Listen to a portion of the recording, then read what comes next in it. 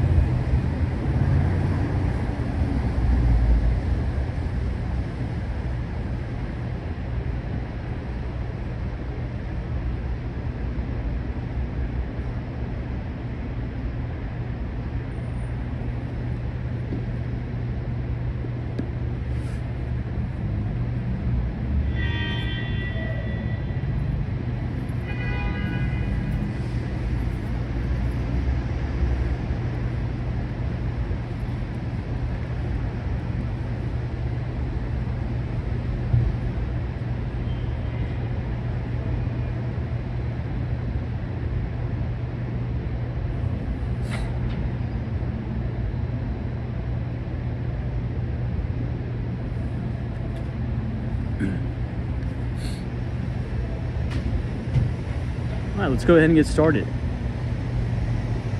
So good evening everybody and welcome back to Walks on Wall Street. Today is Friday. It is May 10th, 2024. It's about 10:45, holy crap, 10:45 p.m. My God, really late tonight. Anyway, we still got to bang out the stream. We'll be on for like an hour. I had a work event to attend to. Work seems to be picking up. But the markets perform fairly well. The S&P 500 is within spitting distance of a brand new all-time record high. We'll see how that happens. We'll see what happens as we carry over into the next week. Sunday night is going to be a pretty big stream as we do our markets look ahead live stream. Next week is going to be pretty busy. We're going to be getting some inflation data. There's going to be the CPI numbers that are going to be coming out. And I think pretty much all eyes are on that now that the lion's share of earnings is rolled through. We talked about Meta, Amazon, Microsoft, Alphabet, and the like, as well as Apple. Combine those 5 companies, which is a pretty interesting statistic. If you think the top 5 biggest tech companies, right, exclusive of NVIDIA, because we didn't hear from NVIDIA yet, but we did hear from Apple, Microsoft, Amazon, Apple, and Alphabet. Those 5 companies combined made just over $92 billion last quarter. So this is talking about net income or total profitability factoring in everything. Pretty astonishing to kind of think about those numbers, right? So it's appropriate and it's important to kind of put things in perspective. I know there's a lot of scary headlines out there, but there's good businesses. There's opportunities to make money. Businesses, corporate America, for the most part, growing their earnings, growing their revenues, particularly in those specific business segments such as cloud computing, AI, and the like. I'm going to go ahead and close up the laptop. I'll say hello to everybody in the chat, and we'll kick this live stream off. Again, apologies for being late, and we'll get started here in a moment. Thanks, everybody.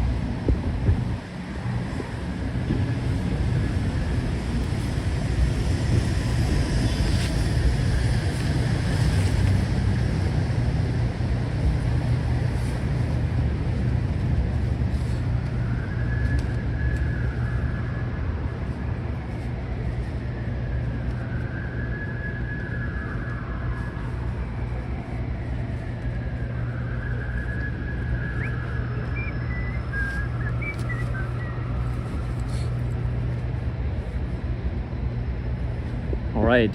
Now, another thing really quick before I forget. Pretty big news on Wall Street. as it relates to a very, very prominent and notable hedge fund manager that unfortunately passed away today, Jim Simons, who's the founder of Renaissance Technologies, arguably one of the most successful quantitative hedge funds. They've been able to compound out an annualized return for investors of over 60% a year, which is quite astonishing. So, pretty sad day on Wall Street. It seems as if, as of really over the last year, you know, we've had some pretty notable figures. Zell passed away, right? Real estate private equity giant. We had Charlie Munger, who was essentially Warren Buffett's right-hand man, unfortunately passed away. Then we had William J. O'Neill, and then today, which is breaking news from Bloomberg, Jim Simons of Renaissance Technologies, which was pretty much a pioneer of quants on Wall Street, which, you know, if you think back, you know, what were some of the most lucrative jobs on Wall Street, you would kind of think, you know, investment banking and things like that. But with the emergence of algorithmic trading and quantitative strategies, the quantitative researchers on Wall Street are pretty much the highest earners in terms of a job. So if you think about some of the top quantitative firms on Wall Street, obviously probably number one, you would think Renaissance Technologies, just unbelievable blockbuster returns there, windfall profits. Then you have Citadel, 2 Sigma, Jump Trading, D.E. Shaw, Hudson River Trading, and the like. But besides all, you know, the money he made, which he made billions and billions, he gave the vast majority away. I mean, he's a very, very charitable guy, and I believe that's where most of his wealth is going to go, right? So he was kind of one of those entrepreneurs, businessmen that, yeah, he made a lot of money, but he also did a lot of good with it, right? Gave overwhelming majority away, and I'm assuming that's probably what it's going to continue to be through his foundation. Alan, good to see you. Oscar Diaz is here. Ivan Hernandez, what's going on? As we're standing outside 432 Park Avenue. Western Mass Dave. What's up, Dave? Good to see you.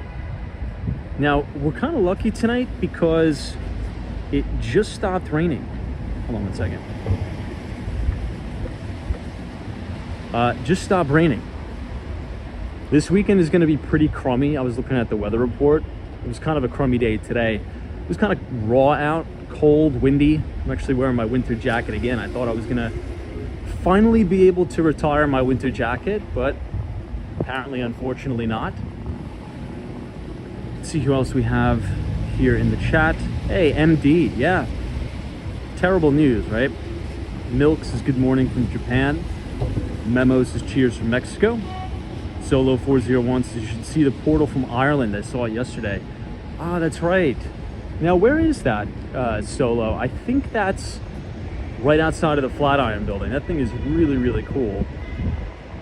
For those of you who don't know, they set up this kind of like a, think about it as like a big Zoom video call, and it's projecting live New York City to people in Dublin, Ireland, I think, right? And then kind of vice versa. So it's like a portal into another world. I feel like we should set up more of those throughout the city. It'd be pretty cool. Sharon says, yeah, it's in the Flatiron. That's awesome. Really, really cool.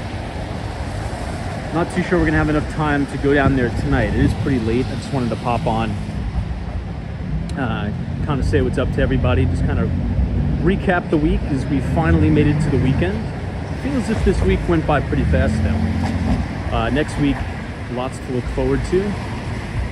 Inflation data's coming out. Michelle, I mean, Park Avenue looks very, very cool at night. John Sunderland, Tom, Papa's up 5% today. Yeah, I had a pretty good day today. I'm watching the company. I wrote a little bit of just a tad bit of a thesis about it yesterday. I emailed, yeah, was it yesterday? Yeah, I'm going crazy. It's a little late. It was a long day for me. It's almost 11 o'clock tonight, and just getting out of work. So Yeah, if you check your email, we kind of wrote an interesting thesis about the company specifically. That's going to be one that we're watching in terms of the scalability to see if it can become, you know, a Chipotle-esque kind of business model. So it'll definitely be interesting to watch. Always like to look for similar businesses that have achieved a similar growth trajectory or scale. A few others I'm watching. Celsius is kind of another one. You can kind of think about how Monster Beverage really exploded over the years with those big lucrative distribution deals. So pretty cool. Thomas Allen says, can you see any of the northern lights in the sky? I don't think we could see it here. I think that's more the Canadians could see it, right? I don't think it's going to be visible from New York. The vast majority is going to be visible way upstate and into Canada. Hey, Hawaii, good to see you. Thanks so much for joining us. Extremely late night here in New York City. Lance, welcome. Janine, thank you so much for being a new subscriber. But yeah, just as a quick announcement, yesterday I sent out, I believe, the 5th edition of the year of the Behind the Street newsletter. We covered a lot, and we also gave a little bit of a distribution of our recommended reading list for the summer. Summer's fast approaching, thank God. So if you are traveling and you need some interesting summer reading and you're interested in the financial markets or just business in general, go check out our Walks in Wall Street reading list if you want to see it for yourself. If you haven't signed up yet, if you scan the QR code on your screen and punch in your email, it'll bring you to our Substack. And we put a lot of good reads in there. There's a few of them, particularly from the business standpoint in general. It's called What It Takes by Steven Schwartzman. I feel as if that's a recommended reading for anybody, not necessarily interested in the financial markets, but just, you know, life in general. I think it's really good, life and business. From the investment standpoint, we recommended, you know, the classics like Reminiscences of a Stock Operator, How to Make Money in Stocks by William J. O'Neill, Margin of Safety by Seth Klarman. Really, just really fantastic reads there. So go check them out if you have not done so already. This is by the Seagram Building.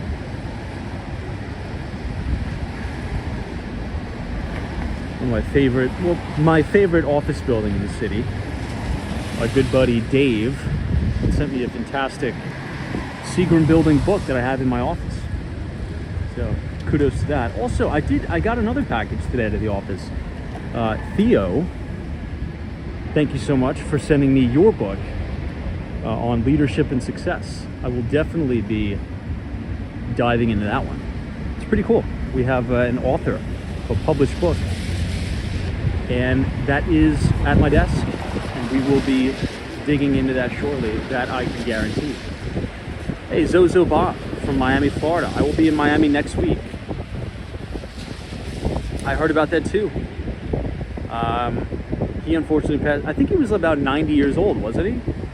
Zozo Bob, that notable developer in Miami. Yeah, played a really integral part in the Miami skyline. Really unfortunate. Hey, New England Crypto, good to see you, my friend. Yeah, we'll be on for about an hour. I had a work event. It was a busy week. I'm not sure, I don't know about you guys, but I felt just like things picked up materially this week. I feel as if, you know, people are coming out of hibernation and people want to do business again. At least that's what it seems like for me. Wow, Zozo Bob's, he was 96, God bless him, right?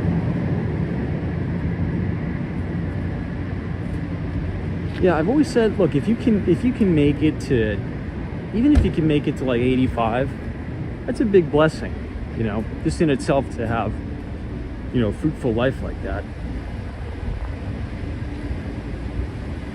It's also whenever you hear these notable people, we were just talking about Jim Simons of Renaissance Technologies, passed away today.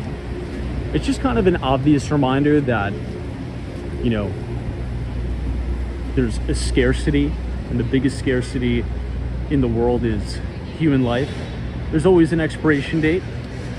Doesn't necessarily mean it has to be super somber, right, when you think about it, but it could be quite inspiring to kind of kick it into high gear and try to maximize the amount of time we have here on this earth, for sure. Take a look at the Jeffries building. It's right here on Madison Avenue and East 53rd Street. I always kind of like the design of this building. It gets narrower as you head to the top. Peter, what's going on? Thanks for joining us. Yeah, Sharon says make the most of it, for sure. 100%.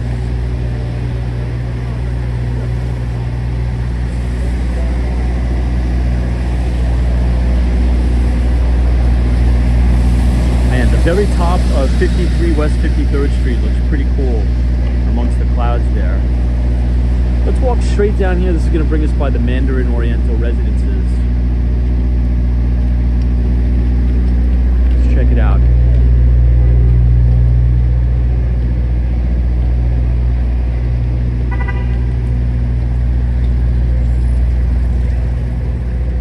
Wow, Tatis is a very well-known entertainment newscaster, passed away today in LA at 64. Whew. Jeez.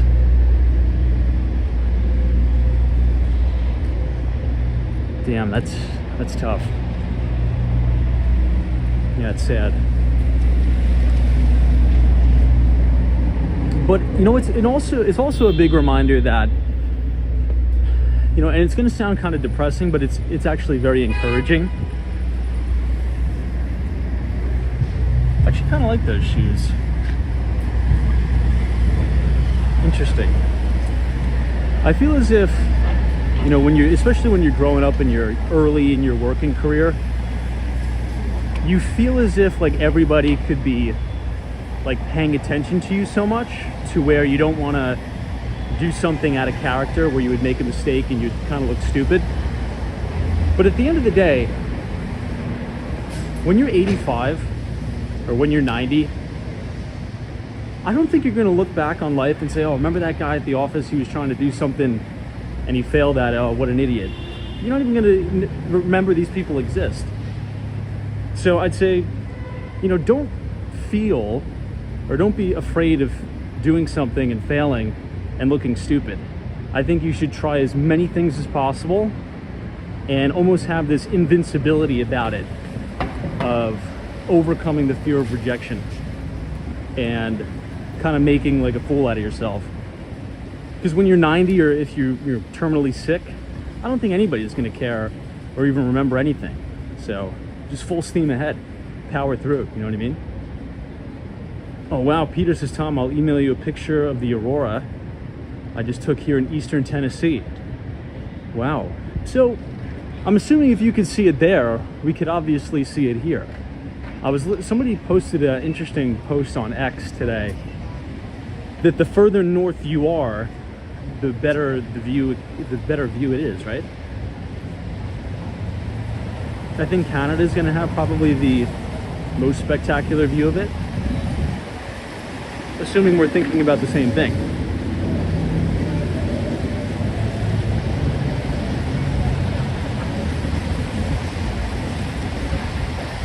Man, the city does look pretty clean and clear though.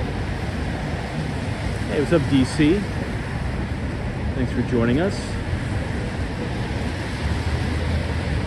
Yeah, Darren, it's like in the end you think about your family. Totally. So I would say nothing, it's not that big of a deal, really, anything that we do in this world. So just crush, power through, and do whatever you want.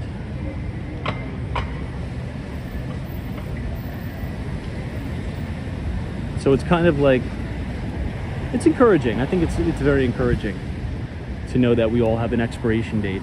So just do what you want, you know, pursue it. Got some traffic here at St. Patrick's Cathedral. Wow, Kenny's is local news here in Northern California. You may see the Northern Lights the next 2 nights. That's awesome. If anybody could get some snapshots of that.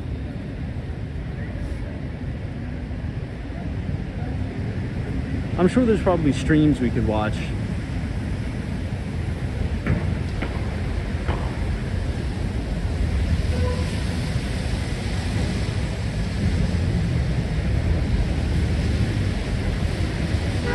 Of the lights for sure.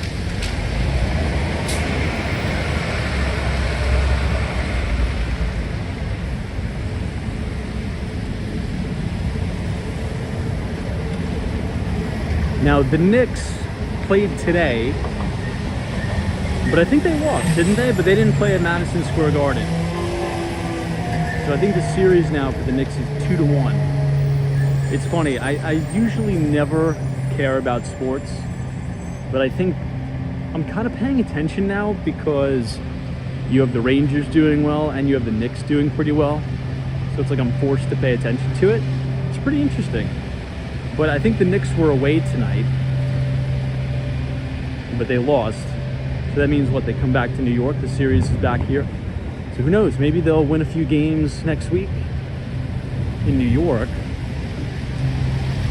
And we could see some of the reactions outside of Madison Square Garden. Mason says they lost 111 to 106. 10-4, copy that. Now, I'm going to be going to Miami on the 15th. So we may not be live on the 15th, but we will be live the 16th, 17th, 18th, and 19th from downtown Miami. Working on some pretty cool stuff in South Florida, so very excited about it. Oh, but you know what else was cool today? Guess who I ran into today? Really nice guy. I ran into Bill Ackman on the street today. So I was coming out of the office. It was pretty late. I had to go get some dinner. And I literally bumped right into Bill Ackman. I was holding my umbrella, he was holding his umbrella, and I pretty much crashed right into each other. I said, Mr. Ackman, what's going on? I follow you on Twitter. He's like, oh, thank you so much. I just said, keep up the good fight. He's doing a lot of good stuff, so. Yeah, it was funny. Bumped right into Bill Ackman today, right on the corner of 57th Street and 5th, right at the Tiffany building.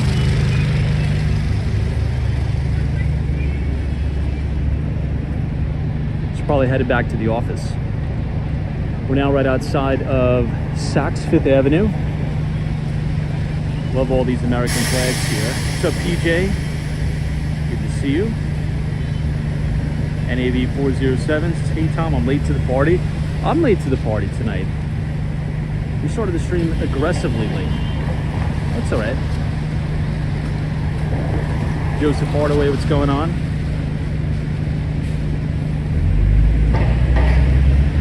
Hey Brad, that's awesome, Tom. Bill is doing a lot of good things on all fronts right now. He really is. Now, rumor has it he's going to rent out additional office space in the city for a new foundation he's working on to combat all this crazy anti-Semitism, which I think is really admirable. You know, there was a very good interview with Andrew Ross Sorkin.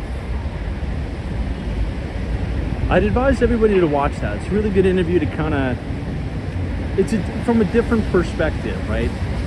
And one of the things I liked about the interview is that Andrew Ross Sorkin was able to kind of get inside Bill Ackman's head a little bit from a perspective of being an activist investor and taking that same approach, right, of what it takes to be an activist investor, you know, to acquire these companies and try to improve them, right? Kind of being a fixer to what he's doing now with, you know, a lot of the different organizations he's starting and really a lot of the battles that he's fighting, right? I think he's going up against Business Insider for like a defamation thing. They accused his wife of plagiarism, and there's just all this. It was a really good interview. I probably won't do too good of a job explaining it. It's so late and a little bit tired, but it was a really good interview. It kind of goes through the entire story, some of Ackman's, you know, biggest deals, right, that he's done. Kind of gets in his mind of the approach he uses to be an activist investor, right, investing in companies, and then applying that same process, if you will, towards philanthropy as he gets older into some of these causes. Very interesting. Very good interview. A pretty good view of the Empire State Building here. Now, I'm not sure if we talked about this last night, but there's also another interview that just dropped that I think is a must-watch. We may have mentioned it, but it's never hurts to mention it again. You got to take a look at the new interview with David Rubenstein and Orlando Bravo, okay? Because I know we have a lot of people who watch the broadcast that are in tech, that are in banking, or maybe who want to get into tech. And Orlando Bravo is one of the founders of Thoma Bravo, which is arguably one of the most successful private equity firms that has a sole focus on enterprise software, right? And they just recently made another acquisition that's pretty notable. They've acquired Darktrace, and you can kind of see the trajectory or the thought process, or I should say the pattern, right, that Orlando Bravo and Thoma Bravo is going towards. And it seems like that is cybersecurity. I mean, would it not?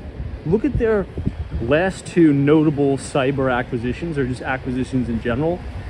They acquired Ping Identity, right? Used to be ticker symbol PING.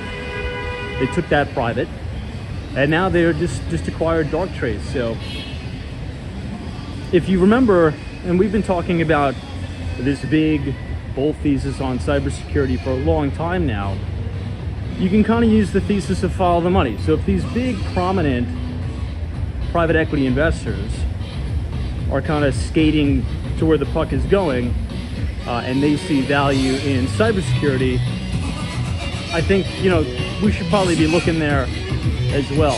Now, the only issue that I see with, or potential issue that I see with some of these deals like Ping Identity, is they're a little bit too narrow focused in terms of the business, and they have specializations. And from my experience being in tech, well, I'm not in tech anymore, but I was for about, you know, a little over 10 years.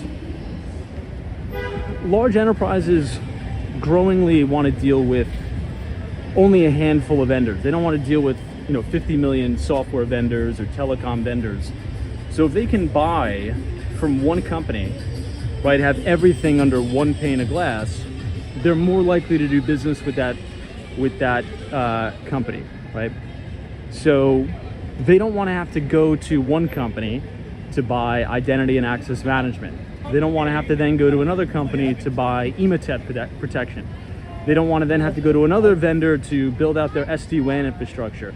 They want to be able to go to one company, right, and essentially purchase a platform of solutions to build out their corporate infrastructure from a few vendors. Which is why I've been very upbeat on Palo Alto Networks. But it'll be interesting to see. You know, Orlando Bravo has a great track record. Thoma Bravo is a great firm, which they've actually just moved, I think, about half of their employees to Miami from San Francisco. So it's a really, really interesting interview. I think you guys will enjoy it. If you just go on YouTube, look at the Dave Rubenstein show. It's the last episode that dropped, and that dropped last night. I think there's a lot we can learn about not only private equity, but enterprise software from those two gentlemen. Clarence Jackson, what's going on? Good to see you. Always a pleasure. Now, you know what was an interesting takeaway? Not to kind of hammer on this interview, but this was a very interesting takeaway. Dave Rubenstein kind of asks Orlando, you know, what is like the number one trait if you want to be successful in business or in private equity, right? And if you know Orlando Bravo's background, I mean, he's just a total rock star, right? Grew up in Puerto Rico, a big tennis player, went to Stanford Business School, you know, has all the pedigree that you would essentially ascribe to a person who's going to be successful on Wall Street. But his answer was interesting. He's like, it's not the school you go to. It's really not, your pedigree. It's if you can get very, very good at being an effective communicator. He's like, that is kind of night and day in the business world, particularly in private equity, right? Is to be an unbelievably effective communicator where you can be clear and convincing. Because at the end of the day, and this is kind of, I'm paraphrasing what Orlando Bravo was saying in the interview, he's like, we're essentially convincing these companies to sell to us. And that is very difficult because these companies have a very bright future for the most part, and they want to sell at the highest premium possible. So if you're gonna think you're gonna have the wherewithal and the ability to build these relationships with these founders or these companies and convince them to sell to you, that's gonna take a lot of effective communication and persuasion skills. So essentially, in a nutshell, he's like, the number one thing that's been the predictor of success is how good of a communicator can you be, and how good of a salesperson can you be, and can you communicate effectively. Kind of interesting. Hey, Wiseout, what's going on? Because I'm definitely going to catch up on that episode later tonight. It was an awesome episode. Brad Cava had a nice day today. Unfortunately, none in my portfolio yet. I'm very interested to see how earnings are going to come around. I think they report earnings in like a month. But yeah, it's very interesting. So much so that I've initiated coverage on it. Just because I've seen how those type of businesses can scale and grow. Now, when I bumped into Bill Ackman today, it kind of inspired me to go back to some of the old archived Bill Ackman interviews that I've saved on my computer. And my favorite one is the most basic, simple one ever. And if you go to YouTube and you just type in Bill Ackman, everything you need to know about investing, it's like a 35 to 40 minute video, and it's so basic, it's so simple. Now, it's not everything you need to know about investing, right? But it's the basics, right? It's the core competencies of building a business at scale with numbers that most people can kind of work with, right? And then you could take that blueprint and kind of copy and paste that to other businesses. And if you kind of study all of his big winners and also a lot of Warren Buffett's big winners, it was very simple businesses that can scale like crazy while maintaining margin, right? So a lot of the times when businesses are in growth mode and they scale and they're really, really in hyper growth mode, they can suffer from margin compression sometimes. And you're actually seeing this in Tesla to some extent, as Elon Musk is slashing the prices. But in any event, the common characteristics has been a great product or service, huge total addressable market at scale, right? So the company is able to scale this thing at very, very attractive margins while having the industry be a relatively tough barrier to entry. So Coca-Cola, for example, Pepsi competes with Coke, right? But for the most part, Coca-Cola is so ingrained in society and it's so widespread, and the brand itself is worth multiple billions of dollars. And they have the distribution and the logistics down to a T. It's very, very difficult for a business or a brand like Coca-Cola to be disrupted, right? Very interesting. If you kind of want to get more granular into Ackman's portfolio, if you think about Chipotle, right? Chipotle is a very scalable business. They have a very, very simple menu, and they have a high velocity of repeat customers. So in a sense, it's almost kind of like a SaaS business. It's obviously not, right? It's not subscription based, but the amount of people who frequent Chipotle on a regular basis is kind of almost exactly that. So same store sales growth is, oh, I thought something was crazy was going on.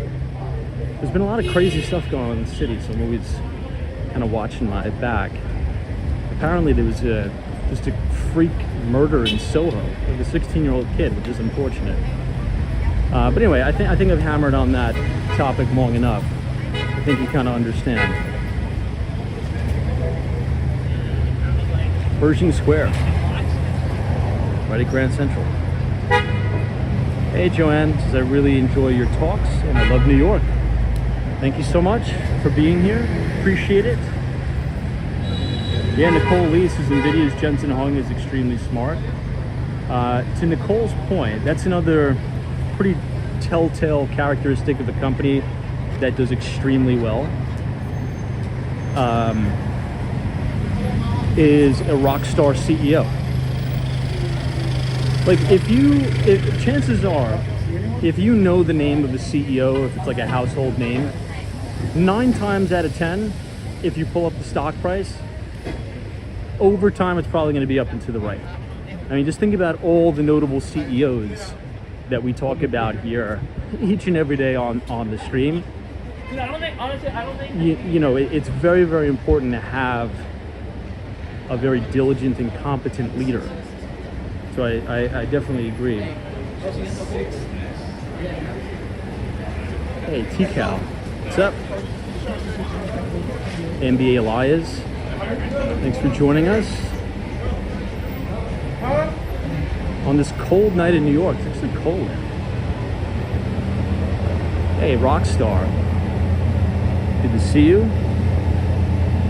Clarence Jackson says, did you see when Orlando Bravo mentioned the S&P 500 index fund, where to invest the $100,000? I did see that. I think I agree with him, but I also think, you know, in context, because I believe the question was, Dave Rubenstein is like, if a young person comes up to you, right, and asks you where the best place to put $100,000 is, he would say it would be 100% in the S&P 500, because over time, and I share this thesis too, over time I believe that the founding principles of America will continue to live on, which individual property rights and ease of capital creation, I think those are the top two, is going to attract more talent, more intellectual capital to the US, and corporate profits in America will continue to go up. So over time, the S&P 500 will go up. Over time, obviously there'll be bull markets, there'll be bear markets, but you know, if you're a guy like Orlando Bravo, or you want to start your own private equity fund or hedge fund or something like that, you got to be willing to kind of take risks and bet on yourself, right? But generally speaking, if you're a regular person, you're just working a job, you have 100 grand, I think that's great. But let's say you have 100 grand and you have an idea for a startup, or you're working a job and you started a side business where you developed this piece of software and you have, let's say, $10,000 of ARR, annual reoccurring revenue, and your customers are happy at $10,000 a year. I would use that 100,000 to scale that 10,000 ARR to 100,000 ARR, right? So I guess it just really depends on the skill set, your vision, what you're thinking of, what you're looking at. But if you have a business idea and you don't have to give up equity and you have 100 grand, I would pour the whole 100 grand into my business, to scale it. That is a mistake I see a lot of founders doing now, by the way. A lot of founders get, glassy-eyed and starry-eyed when venture capitalists are interested in their business. Don't be so quick to give up equity. You'd be surprised. You can run businesses with a lot less people than you think. There's multi-million-dollar operations with 4 employees. So don't be so quick to give up equity to VCs. You can do a lot on your own. You could do a lot with friends and bootstrap it, and you could retain ownership of your company. Particularly now. It's never been easier to kind of launch something on your own. particularly with all the resources we have. But yeah, I thought that was interesting in the interview for sure.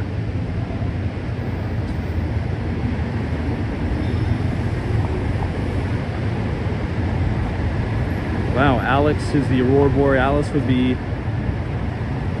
hard over here with... Really? We could see it here? I don't know if we could see it in New York City.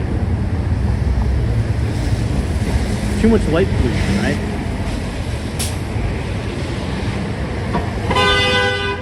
Yikes.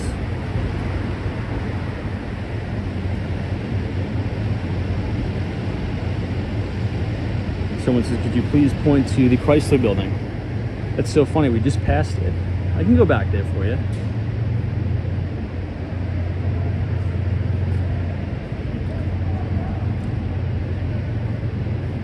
But yeah, so the Chrysler building is quite literally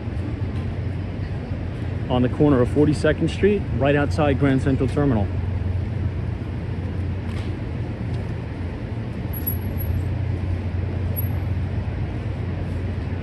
The spire looks pretty good too. Now, if anybody's ever been up in all the way at the top of One Vanderbilt,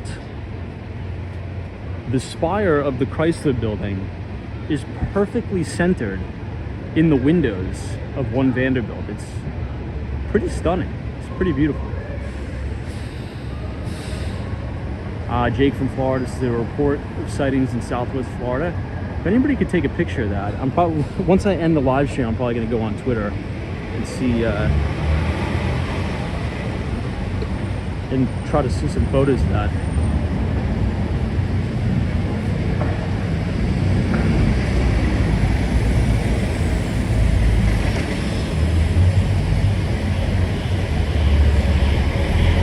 Now, did anybody get a chance to, which kind of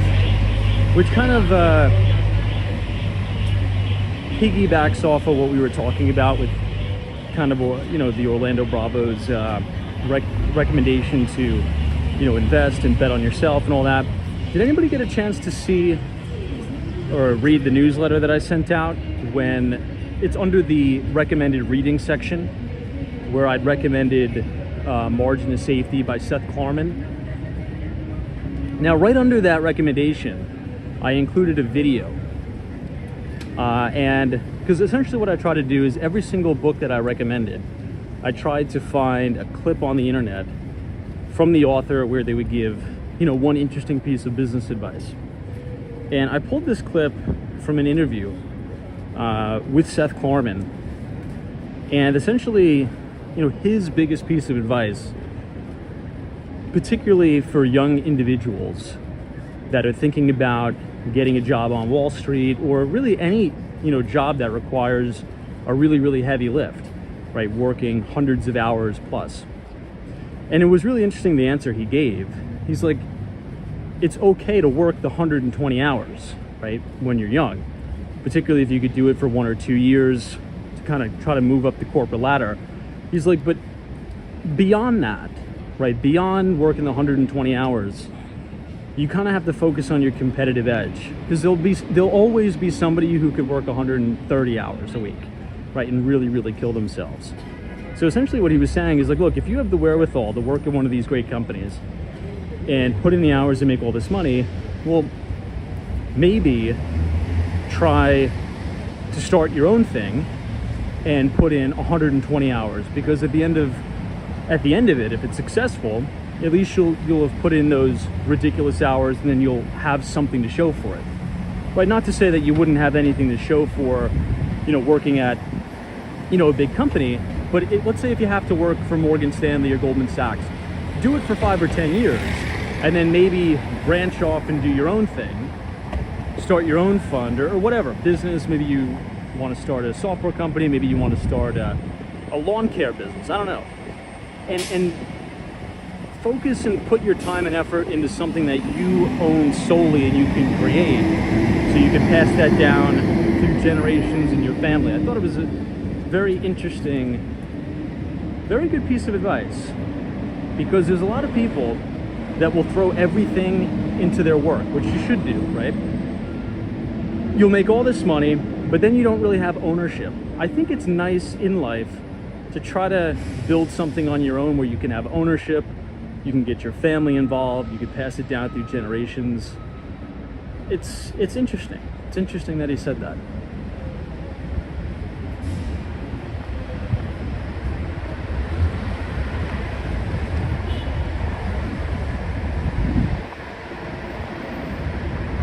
We're now on 3rd Avenue, East 42nd Street and 3rd.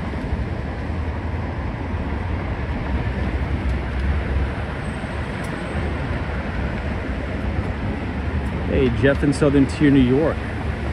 What's going on?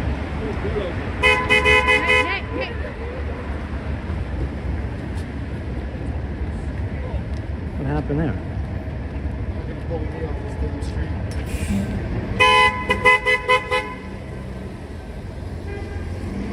We'll cross down since we have the light.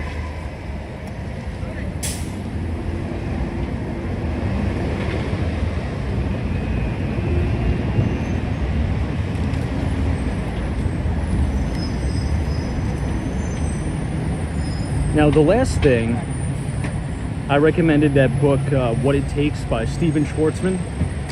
He also gave, I included a clip, and you could, if you guys want to see the clips that I'm referencing, if you scan the QR code on your screen and punch in your email, that'll bring you to our Substack. We publish our investing newsletter every other Thursday right at the market close. But I also really like that excerpt when Stephen Schwartzman was being interviewed by David Solomon, who is the CEO of Goldman Sachs. And he's like, very bluntly, he's like, if something can be done, like if you see an opportunity or you're working on a deal and it can be done, he's like, you got to attack it. You have to absolutely hammer it and blow it out. Because he says time kills all deals, or time erodes the probability that a deal will close or get done. And that's so true. Holy crap, is that true? You know, I've been in sales for over a decade, and the more friction that you put between yourself and the deal, it can totally blow the deal. So that's why streamlining sales processes is so critical. Because if you're a buyer and you have a few hiccups throughout the deal cycle, you're gonna get freaked out and you're gonna get spooked and you're not gonna buy, right? Because it creates uncertainty. You need to have such certainty in that sales process to increase the likelihood that that deal will close. And also, you can't procrastinate.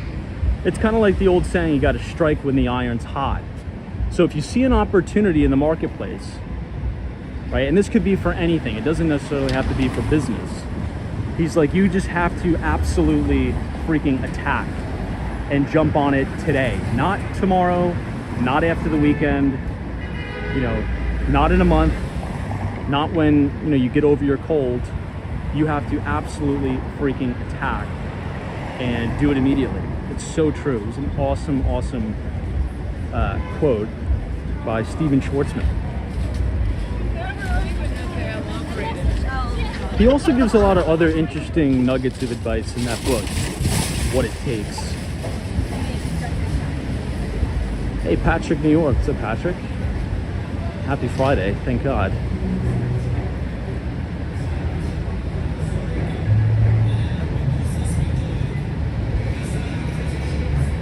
I'll take you guys to the Stephen Schwartzman building and then we'll probably call it a night because it's so late. I think it's almost midnight now.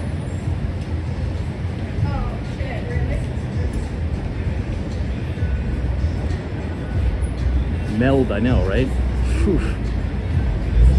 See, that's the thing about New York City, though.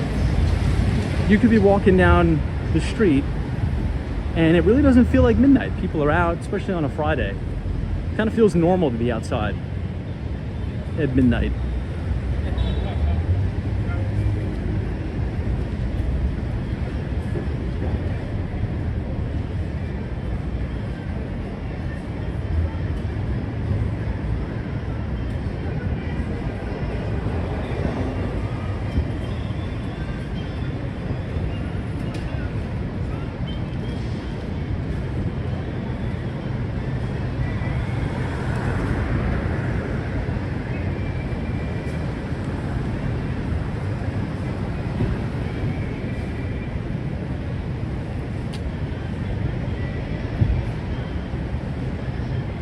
Hey, Alex, his first time tuning in.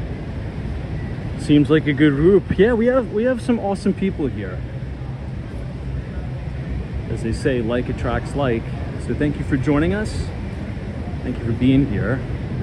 We usually do these live streams walking around New York every night, Monday through Friday, or our core streams where we kind of talk about the financial markets. We do just an overview of what happened. Saturday, which is tomorrow, God willing the weather is not disgusting, we kind of explore a new neighborhood.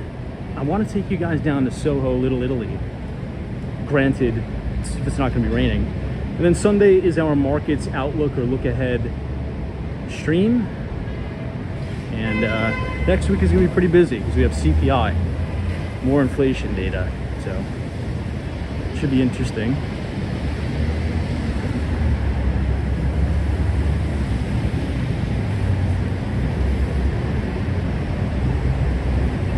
Ivan Hernandez. Yeah, if you come to New York, we'll grab a steak. We'll go to Del Frisco's.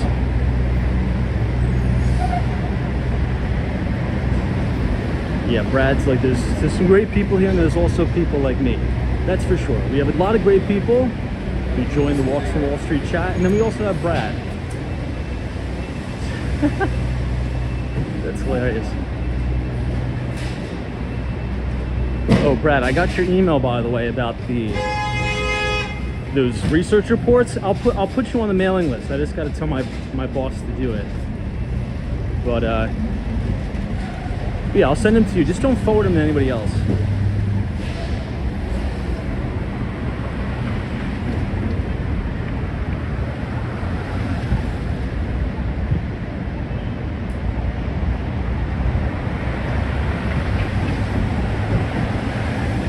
Yeah, Western Mass Dave's consumer sentiment fell. Could be an interesting next week. Yeah, so we got consumer sentiment out today. I actually think that's bullish. As crazy as that sounds, I actually think that's very, very bullish. When you're emerging from a bear market and consumers are still a little bit uncertain, that's actually a very good sign. It's a very contrarian sign. Additionally, does everybody remember, and this is the last thing we'll say, and then I gotta cut it because it's getting way too late. Does anybody remember the old saying, you know, sell in May, go away? It's like a very old saying on Wall Street. So, one of my good buddies that runs the account Marlin Capital, he pulled some data, he's a quant, he pulled some data, and the month of May, during an election year, historically is actually a very good month for equities. So the old kind of narrative of sell in May, go away is kind of the exact opposite during presidential election years. Now, I don't know why that is. But to kind of Dave's point, with consumer sentiment declining, what could be a cause of that is just the uncertainty about the presidential election. Right? Now, regardless of who you vote for, I don't care. If you're a Trump guy, great. If you're a Biden person, fantastic. But we could all agree, there's a lot of uncertainty. Right? A lot of people are very nervous about the upcoming election. They don't know what it's going to mean for the future of the country, all this stuff. We can't deny that. That's true. And I think that's reflecting in those consumer sentiment numbers. Because if you have a lot of hardcore, you know, Trump people, and they think that Trump could potentially lose, well, do you think they're going to have a really good outlook on the economy? Probably not. And vice versa, if you have a lot of, you know, diehard Biden people that think if Trump gets elected, it's going to be the end of democracy, well, do you think that they're going to be too enthusiastic about the economy? Probably not. So I think that's kind of skewing the data a little bit. And I think that's actually bullish. I think that's actually really bullish, because once we get this nonsense of the election out of the way, there's going to be uncertainty for like 2 months, and then everybody's going to fall back into the normal habit again of just getting up and going to work every day. And this happens during every presidential election, right? When Trump lost and when Biden won, there was like 2 months of pandemonium saying that the world is going to crash and, oh my God, going to be the end of the US. And then guess what? Life went on.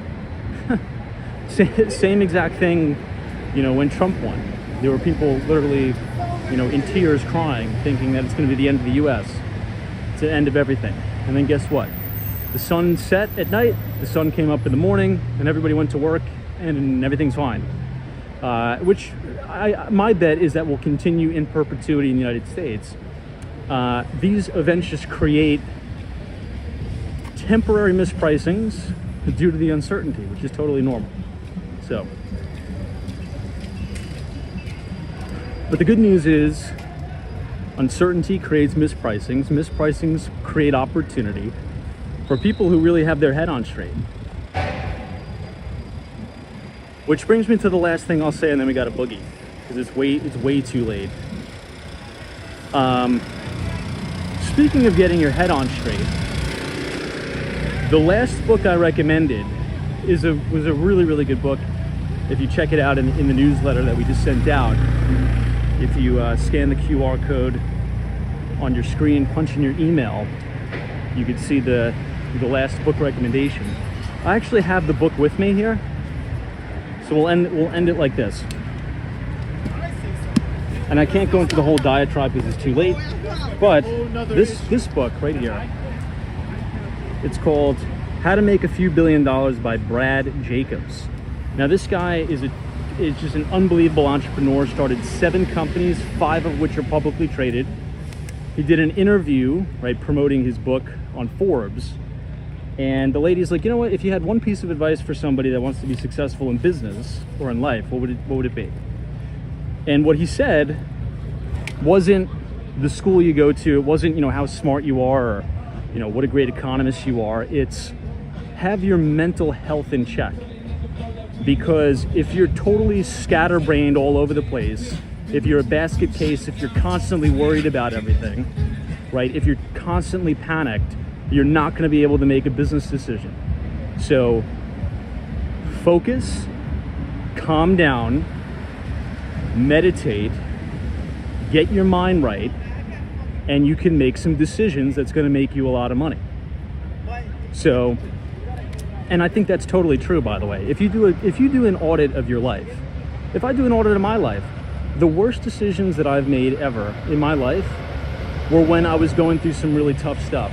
Like I was overworked, I was strung out, I was in a bad headspace, and all of those times I made crappy decisions. But the times when I made great decisions was when I was well rested, I was in a good mood, I was working out, I was eating well, I was reading. So in conclusion, stay sharp, stay calm, focus, and you'll make some really good decisions. So I'll leave you guys off with that. I wish everybody a wonderful weekend. Be safe if you're going out, kind of enjoying the nightlife of the city, because that's the most important thing. And we'll see you guys tomorrow. Hopefully we could be in Soho, and fingers crossed that the weather will be nice so we could explore Little Italy, Soho, and Chinatown. So New England Crypto, thanks so much. Have a wonderful weekend.